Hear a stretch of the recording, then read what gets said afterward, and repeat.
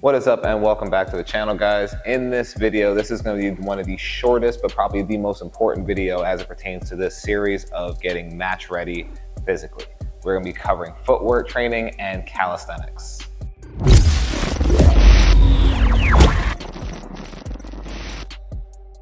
Now, the reason why this video is so important is us as tennis players are constantly using our body and our body weight in a very dynamic way, trying to get the most out of it from whether it's getting good foot speed or transferring our weight into our shots. There's always going to be some type of combination of footwork as well as body weight manipulation.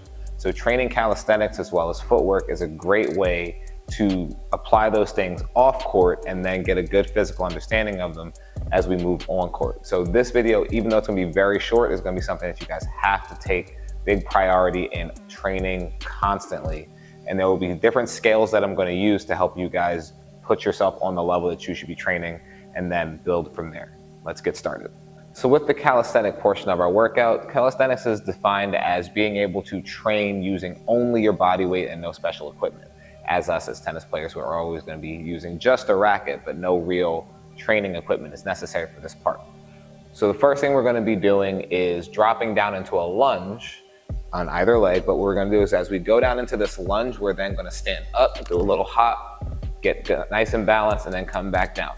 So driving up and coming back down, driving up, then coming back down. Do that 8 to 10 times before switching sides.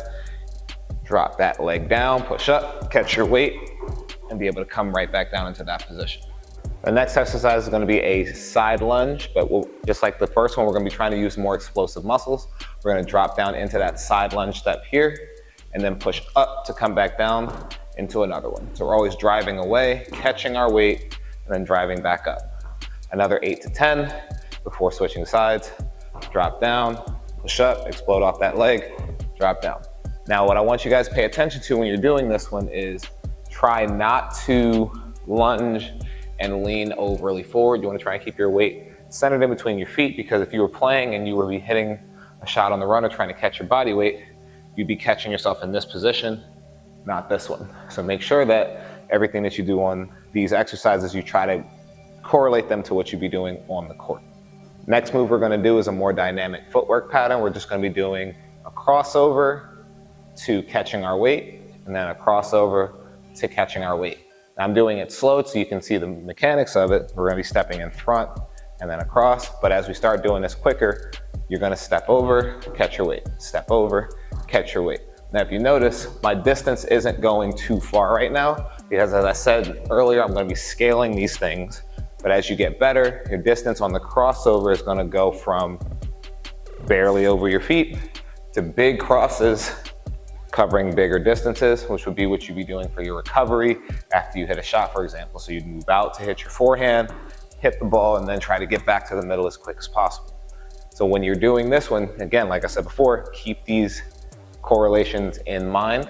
You're moving out, make sure that everything feels tennis specific. We've just combined the first two moves that we've already done. We did our little lunge here, catching our body weight, loading in to hit that shot, and then recovering in using that appropriate footwork after.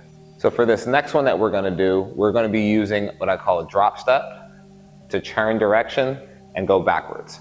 So you're just gonna do, again, starting off light, you're gonna be moving forward, drop your weight into this position here, half lunge, turn, put your weight on your back leg, cross over, and go back to where you started. Running forward or walking forward, drop into the half lunge, turn, drive away. And if I start doing this at a faster speed, I'd go drop, cross away, drop, cross away. Again, this is footwork as well as calisthenic workout. This is not meant to be super taxing. I'm not telling you guys to do 25 jumping jacks or 100 clapping push-ups. These are things that you're gonna train and scale to your own level, as much repetition as you can, to feel like you feel what your body needs to do on the court. The whole purpose of these exercises is to feel like you can go on autopilot and not have to think about how your feet are supposed to move. Separate the training off court so that you don't have to think on court. So for this next exercise, there's a couple ways to do it. I like to do it with a resistance band to kind of get the feeling of really loading and changing direction. but you're going to need something to anchor this to. I'm going to be using this weight rack just because it's there, but you can do it on doorknobs if you're at home. You can do it on chairs if you're outside, doesn't matter. But this is going to be, again, for good leg loads, changes of directions, and explosive movements. So what you're going to be doing is putting this band around your waist. Get into it however is most comfortable for you. But you're going to have this band around your waist. Now I have some active resistance pulling me this way. And my goal is to do 3 different moves and train each one of them individually. So again, simple, like the little falling lunge that we do. We're gonna try and do that, keeping our legs and our upper body in line. I like to do this with my hands up because then you can really feel yourself leaning against it. Second one we're gonna do is a drop step. Push the leg out, push the leg out. So you get used to catching your body weight. And then the last one that I want you to do, this is one that you have to be a little careful with, is actually moving your feet more. So we're just trying to stay on the toes. Have that resistance pulling you forward, but don't let the resistance pull you off balance. The reason why this one is so important is because when you play, there's gonna be plenty of forward changes of direction. For example, let's say I'm stepping in to hit a forehand. That's that weight change and that weight catch to then drive back. Same thing on the backhand. Pivoting through, catching my weight, and then pushing back. If I was going in to hit a short ball, but I want to recover back to the baseline, I might have to chop my feet up before I change direction. All these moves are very realistic to what you would have to do on the court. And then you would take similar ideas and you would put the band in front of your waist and have yourself being pulled backwards. So if I was hitting a forehand, I let this band pull me back into this position, load, and drive back. Pull back and drive back. Likewise, I can do a backwards lunge, catching my weight each time, and then also jumping backwards and jumping forwards, this time not letting the weight pull me backwards.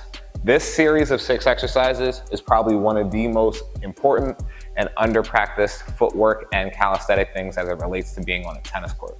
Make sure you put these into your workout because you'll immediately feel that muscle activation of what you're supposed to be using rather than your whole body trying to compensate for things. You really get to isolate the different parts in your leg and feel like those things immediately transfer over to the tennis court. So as promised, guys, that video was super short. I didn't want to make it super complicated.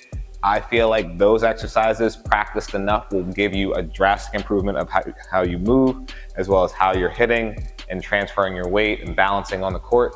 Practice those very regularly. You can even do some of those as your pre-match warm-up. Grab a band connected to a net post, get some of those movements going. If you have any difficulty with them, just scale them back by either doing the motions smaller. So for example, instead of taking a huge lunge out, you take a little half lunge out. If you're having any difficulty with it like that, you could also go down in the speed so you're not being so explosive. Or if you're using a resistance band for some of the things, you can also just get a lighter resistance band. I hope this stuff was helpful to you guys. If it was helpful, please send it off to somebody that you know would benefit from it. But we will catch you guys in the next one.